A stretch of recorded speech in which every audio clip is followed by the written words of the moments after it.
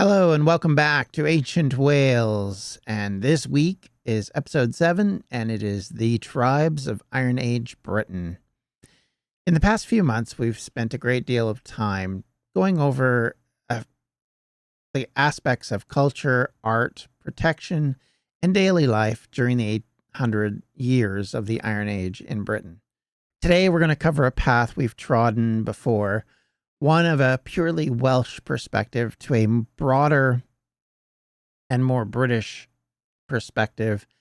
And today, what we're going to do is talk about the tribes of Britain as we know them, pretty much from the time of the initial invasion and eventual overall domination of the land that comes during the time of the early time of Caesar in the middle of the first century BC into the time of the full scale taking over of the landscape that happens during the middle of the first century AD. And what does that mean for Britain? How does it change things? And all of that comes about. But what we're going to focus on is originally a discussion of the tribes, some examples of evidence that we have about some of the ways that tribes are led, and a discussion about more traditional things like trade, marriage, and other things like that. So let's get started, shall we? The reason we often refer to them as tribes rather than, say, a kingdom or a state is that at this point there were no formal versions of states or kingdoms or borders for that mean. And there wasn't really anything like feudal loyalty to a king or to some lord. So there isn't even a mild understanding of what we would consider to be a nation state today. There wasn't even really city states that we can identify. It just wasn't something we saw. These weren't kingdoms in the modern sense, but kin-based societies led by chieftains or warrior elites as examples. It's important to remember that we're not even sure the names of these tribes. They are given names by the Romans, and these names could be made up or they could be mangled versions of the actual name, like the name Britain, which comes to us via the Greeks, who called the island of the Painted Ones, which is then mangled by Latin writers later into Britannia rather than, or Painted Ones being mangled into whatever form British means in Latin.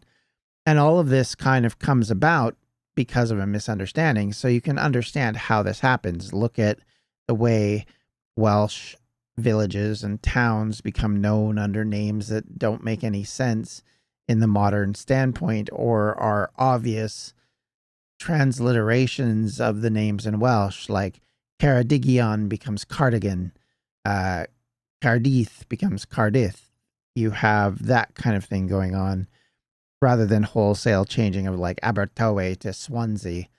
You don't have that necessarily that we know of, but that also could be happening. We really don't have a good understanding of it. And because the interpretation by writers at a later date, and even amongst the Britons themselves, will convert to the Roman writing, so we don't really know. And that's what we have to keep up with is all through the discussions about these people, we will not know for sure, but we can make educated guesses based on the sounding of the names. Do they sound more like a possible Iron Age British name than, say, a obvious Celtic name that's been translated here? And those are the kind of things we have to kind of work with to understand. So as long as we're all clear that this is vague, I think we're okay and we can make our way through it. Archaeologically, tribes can be traced through their settlement patterns, pottery styles, burial practices, and eventually through coinage.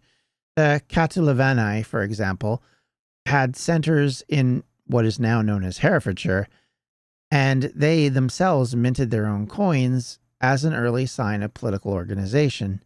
Southward, the Artabetes, possibly an offshoot of a continental tribe, although again, we don't know. There's a Belgae tribe here, which we don't know if they're anything to do with the Belgae in what is now Belgium, or if they're just conveniently named similar. And In the case of the Artabetes, they controlled parts of modern Hampshire and Berkshire and had trading links with Gaul.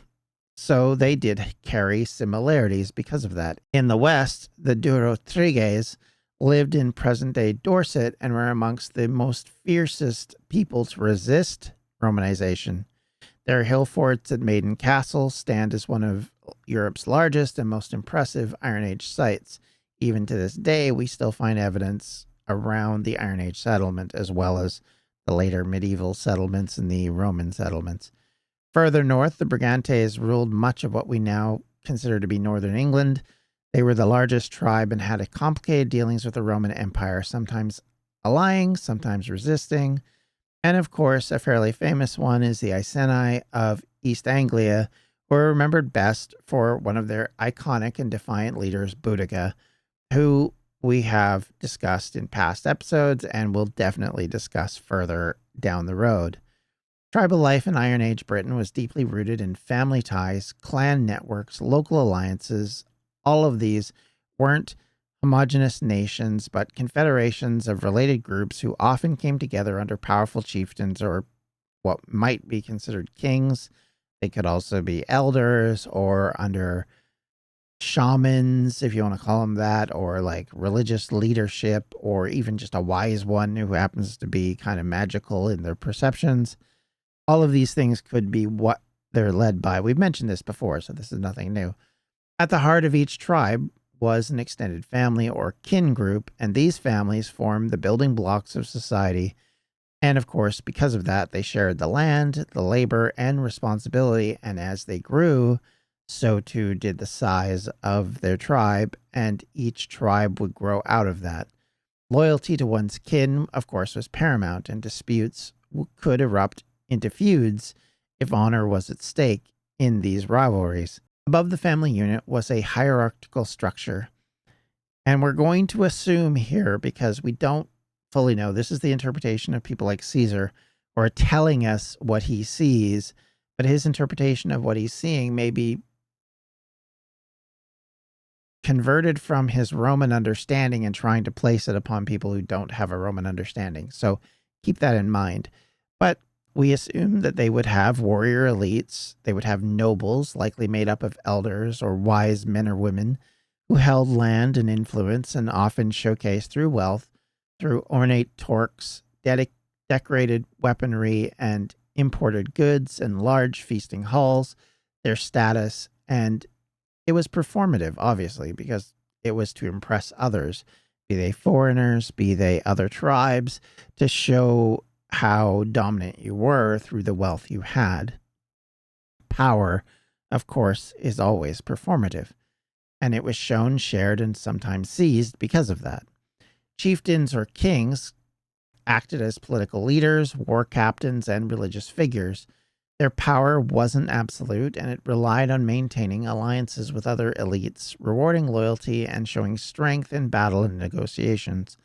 Power could be inherited, but it could also be challenged. Some tribes likely had councils of elders or advisors, and others may have been more autocratic, especially at times of war, which we know in this age, warfare was fairly dominant to a lot of what was going on. Were there peaceful areas? Sure, but you also had to protect your territory from others, as especially the populations started to explode. Local politics, of course, were complex. Tribes could be at war with one another, or they might intermarry, trade, or forge temporary alliances with one another based on different situations and circumstances. Borders, because of this, were fluid, shifting with marriages and skirmishes and treaties, and it's even possible that some smaller tribes were vassals of larger ones. However, it is a bit dangerous to assume too much because, of course, while it makes sense in these cases, it doesn't necessarily mean it was exactly the same as what we see elsewhere. We're making assumptions on a culture that we don't have any contact with in a written form other than through others. And so we have only interpretations that can be made based on interpretations in the archaeology and, importantly, in what we see in other people in similar circumstances and what was written down about them. That's how we come to these conclusions. When I mean we, obviously, it's a very, very not me. But archaeologists and historians, that's how they interpret and come to understand things to work.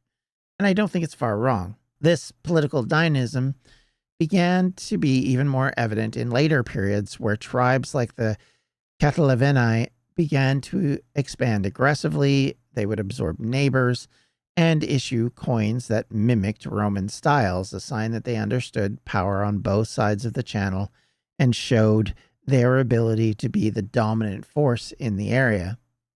One aspect of ancient Britain that appears to be the case, at least for some tribes, was an important role played by women.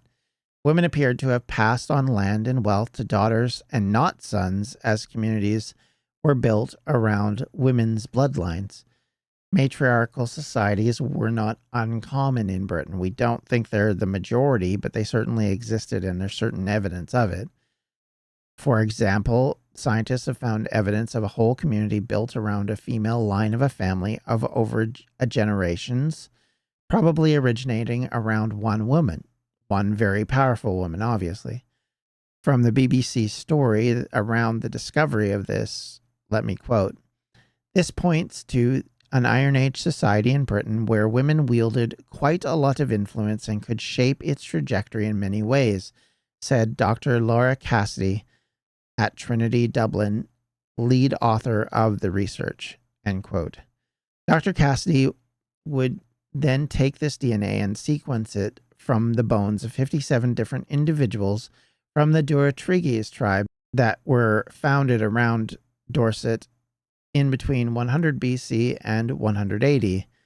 Because of this research, it was found that women in the community were related by blood, dating back generations. On the other hand, there was much more diversity around the Y chromosome, which was passed, of course, from father to son, indicating that men from a lot of different locations were then moving into the community through marriage and other reasonings. Some believe that the reason why this is happening, or at least in this case, could have been because men who had been fighting wars and were not as involved in the day-to-day politics of the tribe. And slowly over time, the women became more powerful, had more reason to be perceived as powerful. And then through the generations, it becomes just natural, right? And much like how, if you think about it this way, think about if you're looking at the way someone becomes in charge of things, right? So if we look at like what we conceive to be happening in the post-Roman period, where you have small administrators of territory or people who just happen to control a lot of land because they had a big family, start to become more and more important in society. Maybe they're the owners of a safe haven. They have a hill fort and they, try and gain more territory so that they can have a bigger family through marriage, through other adjustments. And slowly over time, they grow to be the natural leader of the tribe because they've just basically been that way. And then they kind of pass it down to their next descendant who passes it down to their next descendant who passes it down, so on and so on, as we kind of see. Well, this would be no different in a female situation. You have maybe it's a circumstance where most of the men were wiped out and the ones who are left are mostly the female leadership. And so they bring in male members from outside of the tribe to come marry in. But instead of turning over control to the new male inhabitants, because they are new, the women continue to hold charge over everything that's going on. And so it then just naturally becomes that way. Or it could be, and this just, hear me out. It could be that was always the way it was. Maybe this particular tribe had always worked on the idea that the matrilineal linkages were more important. Maybe they put more primacy on the fact that a woman could give birth as being more attached to deity. We don't know. So these are just guesses based on some educated studies of other people and other things and what we see happening in the archaeological record. But just to kind of give you a concept that there's a number of ways this could have come about, and there's no right nor wrong answer, but we do know that this is likely the case in this particular tribe. And just because it happened with this particular tribe doesn't mean it happened across Britain. Obviously, there are different levels of control that are accessed and used by women in different tribes. But it is important to note that it wasn't uncommon, and it was so not uncommon that the Romans looked at that as part of the reason why the British were backward, because they had women who were in charge at any point, which they definitely didn't agree with in the Roman cultural standpoint, which was heavily dominated by the father figure or the patronymic lifestyle that they lived under, where the pater or the father of the household had all the control. So you come to a place where that's totally the opposite, and suddenly you see it as being barbaric or backward. So that's one of the things we have to look at. It's an interesting side effect of maybe a bunch of different things, but it is a neat sort of interlude into what's going on there. Because these ancient Britons obviously left behind no written language, archaeology becomes our translator. Across the countryside, roundhouses appear in settlements. Wooden and thatched structures clustered in family groups become the basis for villages, for townships, and more. Burial practices, of course, vary across the landscape. Cremation in urns in some places, inhumation in graves in other places, some with no grave goods, others with all sorts of grave goods, and even more different ideas about how you do these things. And each speaks to the cultural depth and identity of changing belief systems in different areas and different times. Hill forts, of course, are, as we mentioned previously, a striking remnant of both defensive, symbolic, and communal strength. And because of this, they are seen inherently to be linked to the tribes and what they're doing. And often, of course, we find tools, weapons, bones, jewelry, and evidence of feasting and warfare being carried out on these hilltop locations. And of course, along with that, as time goes on, there becomes coins. Some tribes began minting their own coins around 2nd century BCE, which is marked with stylized horses, gods, and symbols. These may or may not have been used as traditional currency, but could be as gifts, rewards, or other prizes as a matter of propaganda, something that was done in other parts of the world. We assume when we see coins that they're always money, but they aren't always money. Sometimes they're just symbol and symbolic, a bit more like, think of them more like the Olympic medal.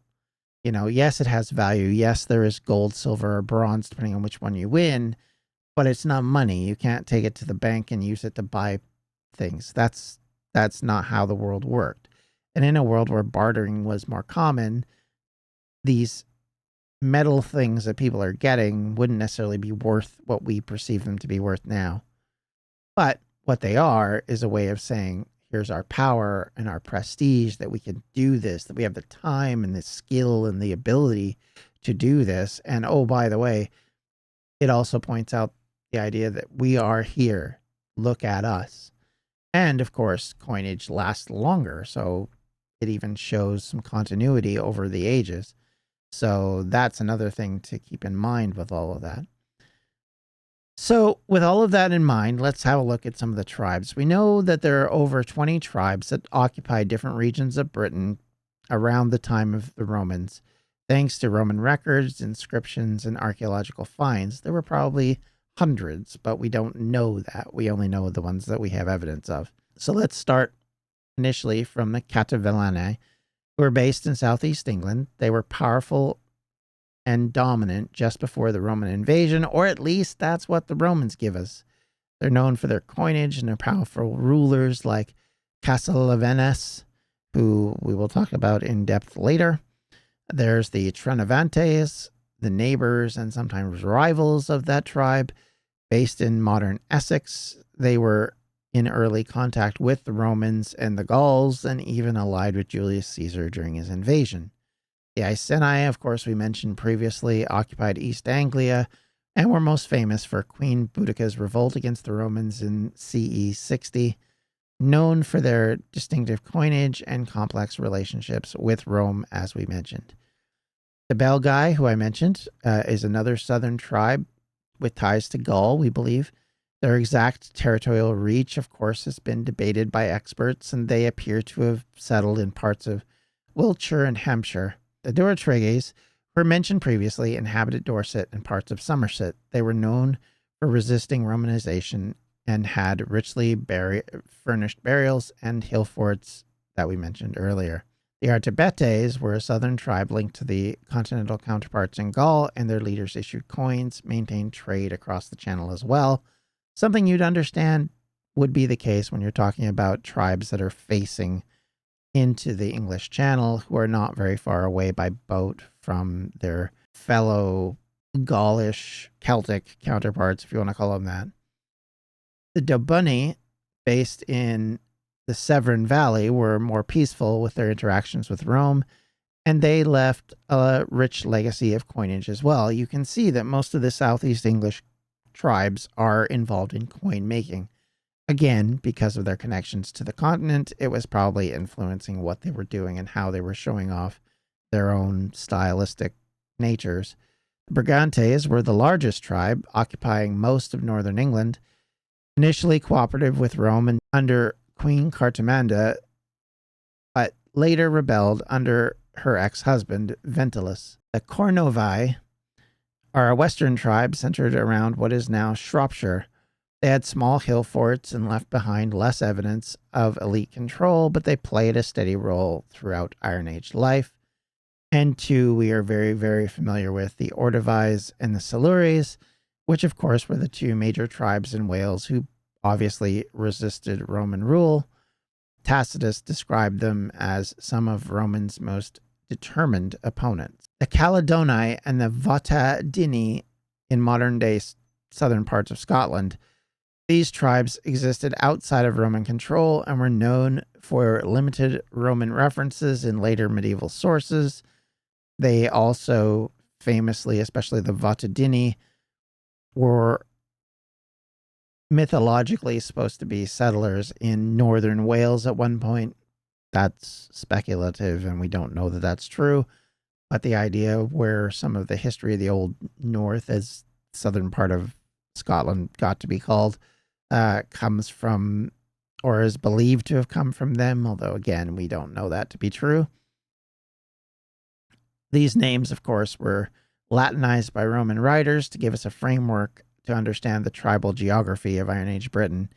Their identities were rooted in land and lineage and shared cultural traditions, and each tribe had its own response to the challenges of the Iron Age and especially later the Romans. Of course, intertribal politics in Iron Age Britain was anything but simple. Ireland was a mosaic of shifting loyalties, fierce rivalries, and strategic alliances.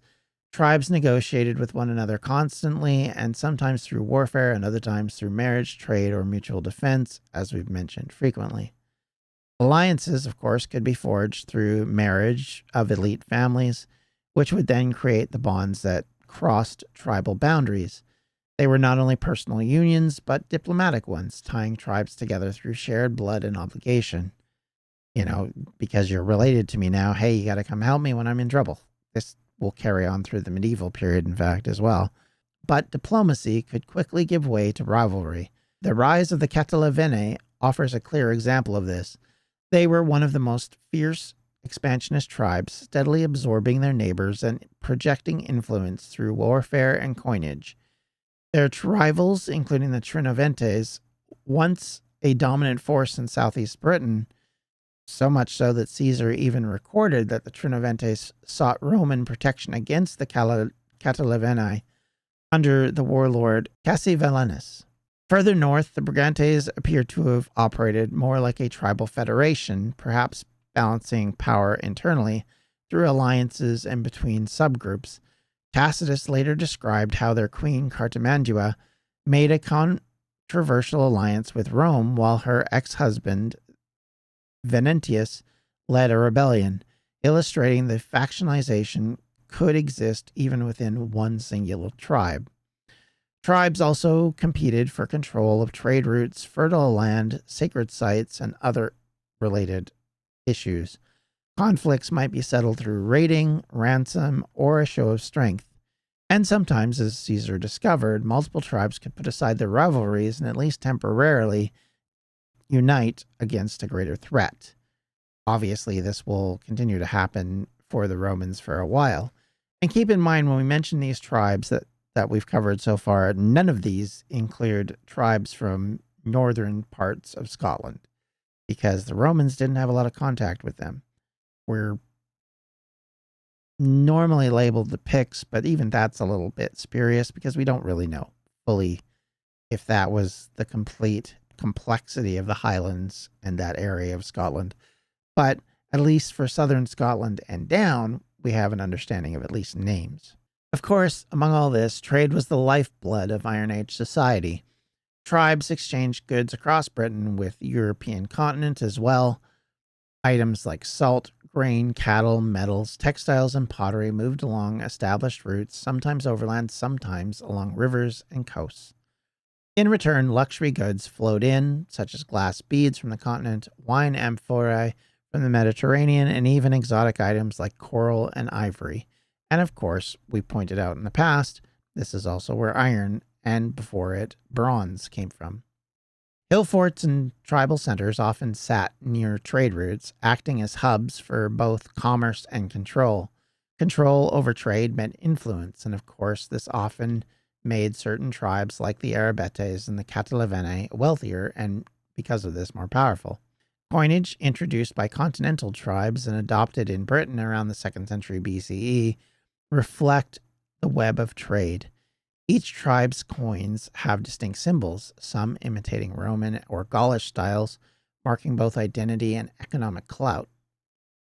However, some are completely different in the way that their look. They contain much more Celtic design influences, so you don't necessarily have a straight up one-to-one comparison, so keep that in mind. It all depended on the area and on the tribe and what they wanted.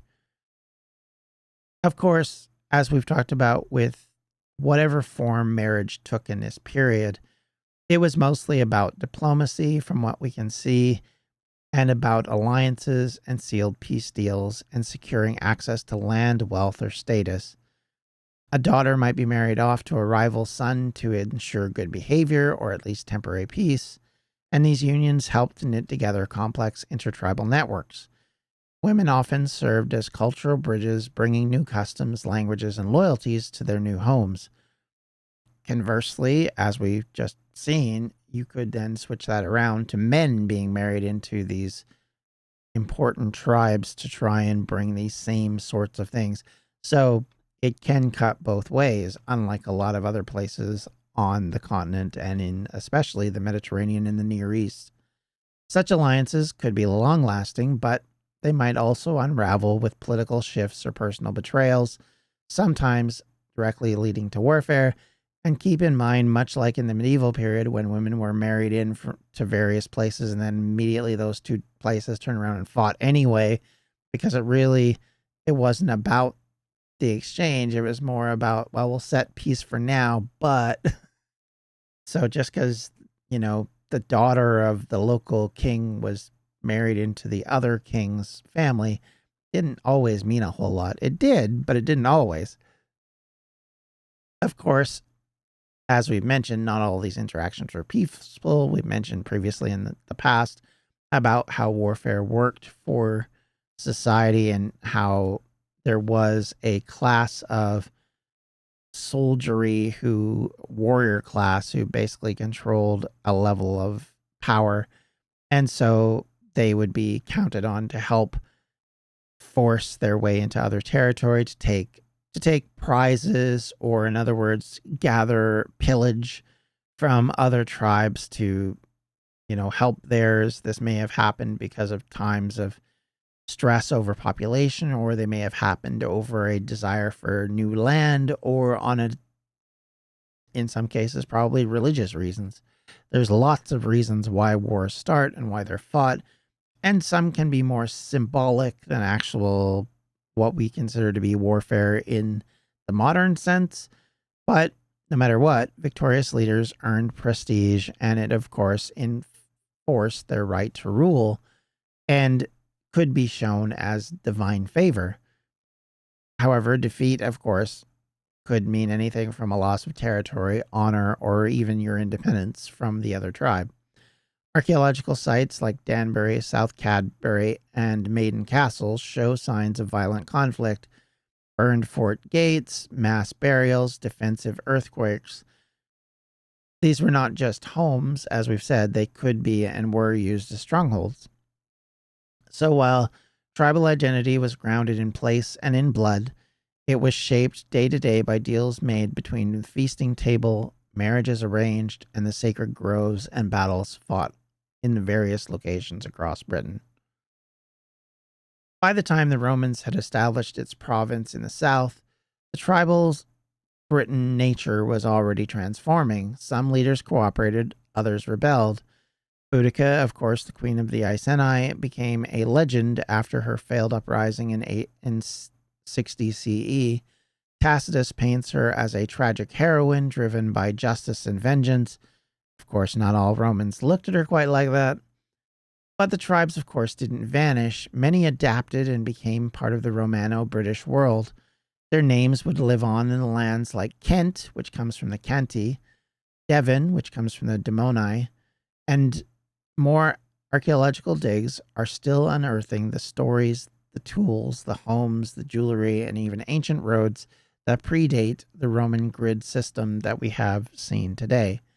Their world was one of warriors, farmers, traders, and artisans bound together by ancient ancestry and place. The Earth, of course, has some of these secrets, and we're just learning to understand it, and thankfully, we are coming to understand it. And with that, I'd like to thank you today. If you have any questions, comments, or concerns, you can always reach me at welshhistorypodcast@gmail.com. You can reach out to me at any of my social media sites, usually at Welsh History Pod, or specifically on Facebook at facebook.com/Welsh History Podcast. Or if you'd like to help the podcast in a way, you can do so through donating through Patreon at patreon.com/Welsh History. Thank you, everyone, once again. Thank you, whether you're watching or listening. Have yourselves a wonderful rest of your day. Take care. Bye-bye. Welsh History Podcasts is a member of the Evergreen Podcast Network. To find more information on them, you can do so at evergreenpodcasts.com. Thanks for listening.